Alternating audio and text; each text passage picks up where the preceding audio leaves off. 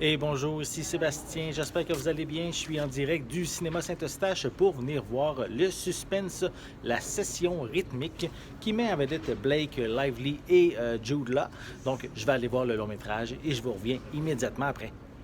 Et me voilà ressorti du film La Session rythmique, qui est un film d'espionnage dans lequel une jeune femme va devoir vivre avec la mort de toute sa famille dans un accident d'avion. Mais qu'est-ce qui va arriver? C'est que c'est pas finalement un accident, c'est vraiment un attentat à la bombe qui est arrivé. Elle va le découvrir.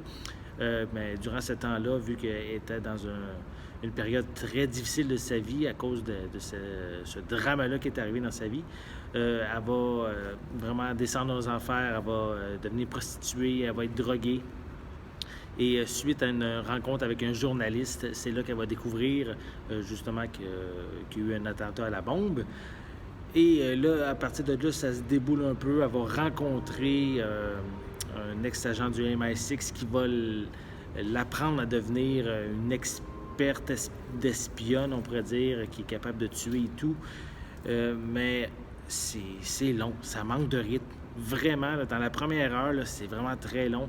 On découvre une pseudo évolution du personnage principal, comme je l'ai dit, de prostituée à droguée à experte en armes, à se défendre et à tuer. Tout ça en quelques mois selon le rythme du film. Et c'est pas crédible, pas en tout. On croit pas au personnage, on croit pas à l'évolution.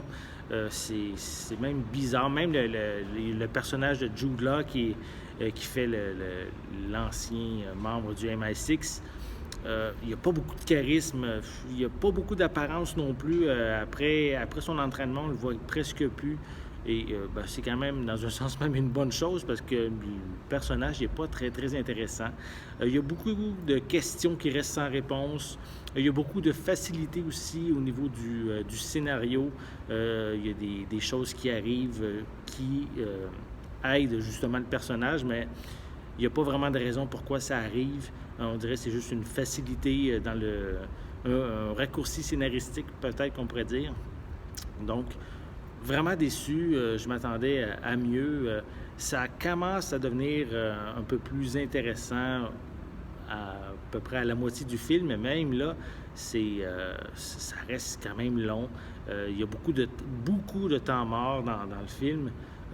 J'avais hâte même à certains moments que le long-métrage se termine. Un long-métrage que je m'attendais, comment je peux dire, à un film qui mettait vraiment de l'avant la femme, le pouvoir de la femme, la manière qu'elle se défend face à ses ennemis, mais c'est pas crédible, pas du tout.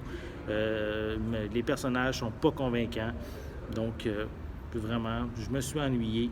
Je le conseille pas, malheureusement. Peut-être un visionnement lorsqu'il sera au cinéma, à la maison. Mais je crois qu'il y a plusieurs autres films plus intéressants à venir voir ici, justement, au cinéma. Et je vous conseille d'autres longs métrages. C'est dommage. Des fois, on a des mauvaises surprises. C'en est une pour moi. Un film, je dirais oui, à éviter.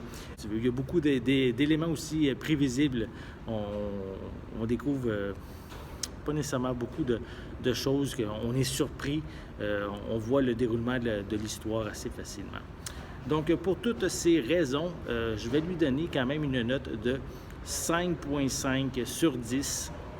Il y a quand même certains éléments, là, genre on voyage beaucoup à différentes villes dans le monde, on voit différents paysages, c'est intéressant, mais au niveau de l'histoire, c'est vraiment à éviter. Donc 5,5 sur 10, ça va être ma note. J'espère que vous avez aimé cette vidéo. Si c'est le cas, n'hésitez pas à mettre un pouce en l'air, à laisser des commentaires.